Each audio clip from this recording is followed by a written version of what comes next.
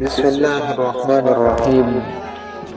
Di dalam kitab Mukhtasar Abdillah Al-Harari ataupun kitab Sulamut Taufiq, kitab Mukhtasar Abdillah Al-Harari, awalnya nama kitab ini adalah Sulamut Taufiq ila Mahabbatillah Al-Tahqiq. Nah, jadi yang dikarang oleh Abdullah bin Husain bin Tahir. Beliau menjelaskan bahwasanya mengenai masalah sifat yang 13, sifat yang wajib bagi Allah Subhanahu wa taala menurut ulama Asy'ariyah dan Al-Maturidiyah.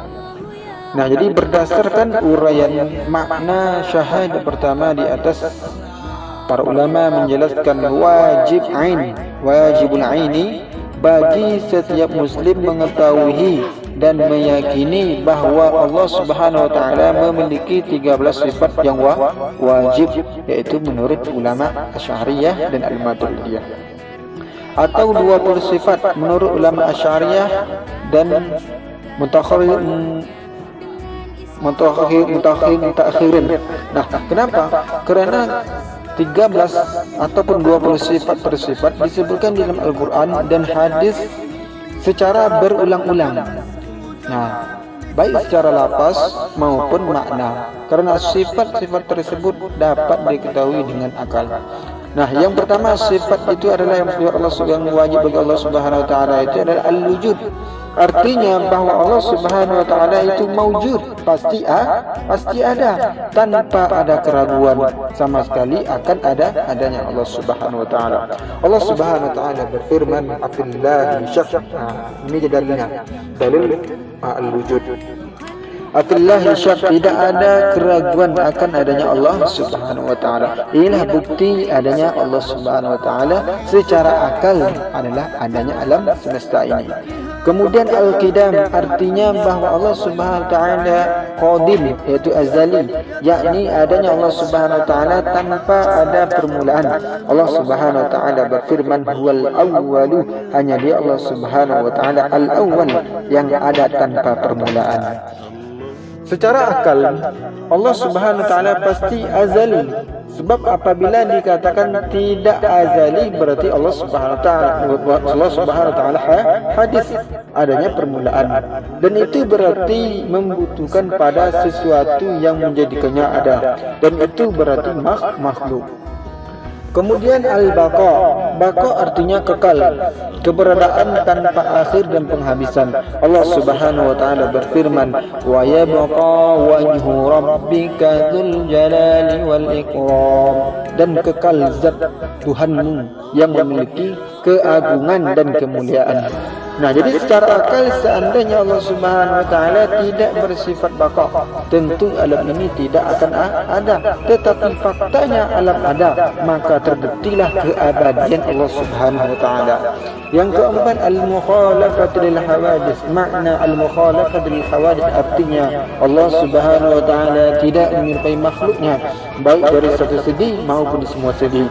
Nah, semua kita tahu firman Allah Subhanahu wa taala berfirman, "Laisa kamitslihi syai'," tidak ada sesuatu pun yang menyerupainya Allah Subhanahu wa taala baik dari satu segi maupun semua segi. Jadi secara akal pikiran kita, seandainya Allah Subhanahu wa taala menyerupai makhluknya, tentu boleh baginya disifati dengan sifat makhluknya, seperti berubah, berkembang dan binasa. Seandainya demikian, tentu membutuhkan kepada sesuatu yang mengubahnya. Imam Abu Hanifah mengatakan, "Anna yushbihul khaliq makhluqa." Tidak mungkin al-khaliq, zat yang menciptakan, serupa dengan makhluk yang diciptakannya. Ini yang keempat. Yang kelima, al-qiyamu binafsih. Makna dari al-qiyam binafsih ialah bahwa Allah Subhanahu wa taala tidak butuh kepada segala sesuatu selainnya. Adapun segala sesuatu selain Allah Subhanahu wa taala pasti membutuhkan kepadanya. Allah Subhanahu wa taala berfirman, "Wallahul ghaniyyu wa antum antumul fuqara. Dan Allah Subhanahu wa taala Maha Kaya dan kalianlah yang membutuhkan kepadanya. Jadi secara akal apabila Allah Subhanahu wa taala tidak disifati dengan al-qiyamu bi nafsihi, maka berarti Allah Subhanahu wa taala membutuhkan kepada sesuatu yang lain. Apabila demikian berarti ia lemah. Padahal sesuatu yang lemah tidak sah dijadikan sebagai Tuhan. Yang keenam, al-wahdaniyah. Makna dari al-wahdaniyah artinya ialah bahawa Allah Subhanahu wa taala Maha Esa, tidak sekutu baginya. Imam Abu Hanifah mengatakan, innallaha wahidun la min tariqil adadi walakin min tariqi annahu la syarika lah. Allah Subhanahu wa taala esa tidak dari segi bilangan, tetapi dari segi bahawa Allah Subhanahu wa taala tidak ada sekutu baginya. Allah Subhanahu wa taala berfirman, qul huwallahu ahad. Katakanlah wahai Muhammad, Allah Subhanahu wa taala Maha Esa. Nah, jadi secara akal seandainya Allah Subhanahu wa taala tidak bersifat wahdaniyah, berarti dia mutaaddid, yaitu terus berbilang.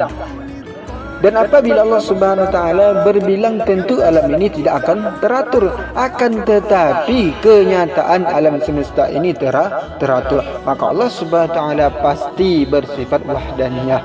Yang ketujuh, al-qudrah. Arti makna dari al-qudrah ialah bahawa Allah Subhanahu wa taala pasti memiliki sifat qudrah, iaitu berkuasa terhadap segala sesuatu. Dengan sifat qudrah inilah Allah mengadakan makhluknya dari tidak ada menjadi ada, dan meniadakan makhluknya dari ada menjadi tidak ada.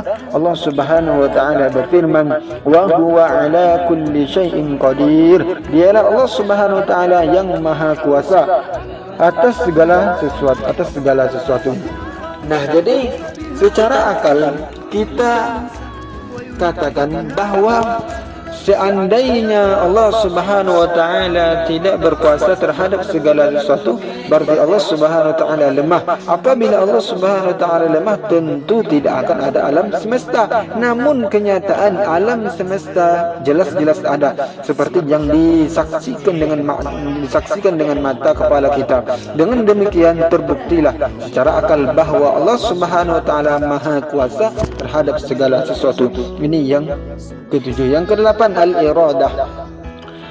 Nah, jadi makna al-iradah ini ialah bahawa Allah Subhanahu wa taala pasti memiliki sifat al-iradah, maha berkehendak. Dengan sifat iradah, Allah Subhanahu wa taala menentukan makhluk-makhluknya dengan sebagian sifat, tidak dengan sifat yang lainnya. Tinggi tidak pendek, gemuk tidak kurus, tampan tidak jelas, dan seterusnya.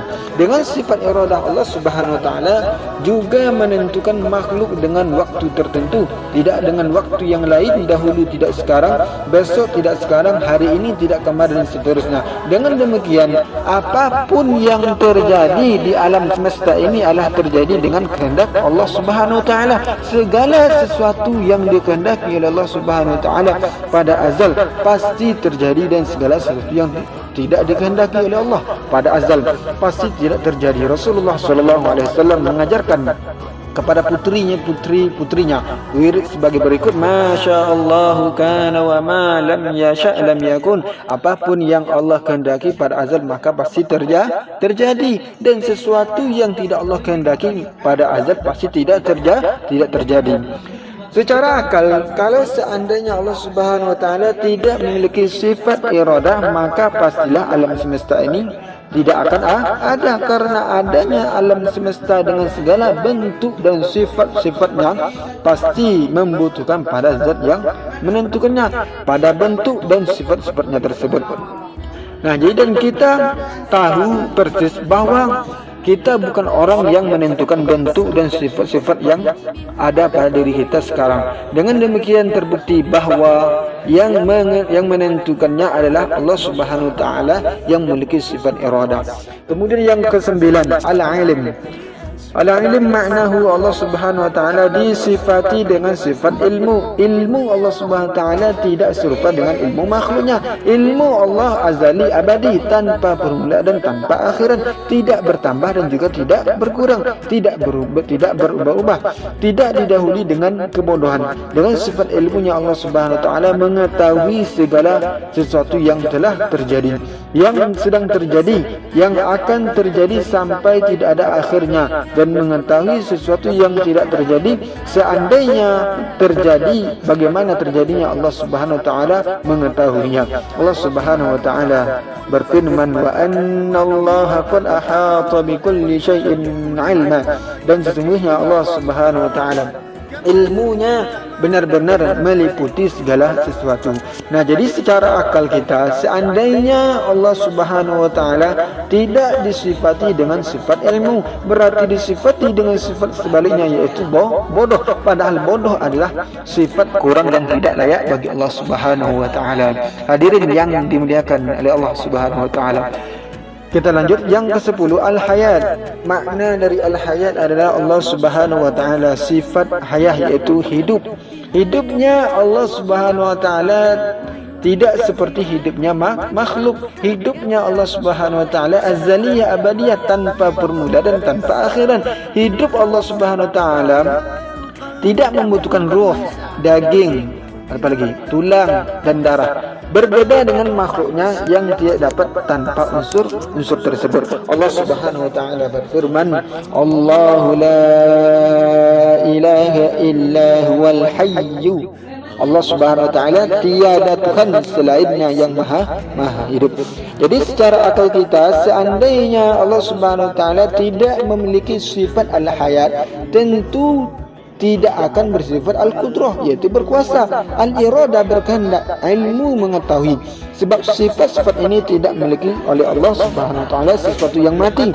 Dan apabila Allah Subhanahu wa taala tidak bersifat dengan sifat-sifat tersebut, tentu akan disifat dengan lawan dari sifat-sifat tersebut, yaitu al-mamat, mati, al-ajz, lemah, al-karahah, terpaksa, al-jihal, bodoh.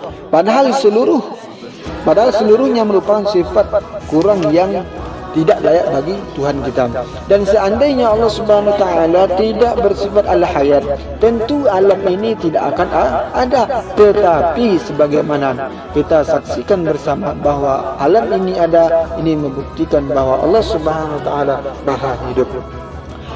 Kemudian yang ke-11, as-sam'u. Makna dari as-sam'u ialah Allah Subhanahu wa taala maha mendengar dengan sifat pendengaran yang azali abadi, tanpa permulaan dan tanpa akhiran, tidak seperti pendengar makhluknya. Allah Subhanahu wa taala mendengar tanpa membutuhkan pada telinga dan alat-alat yang lainnya.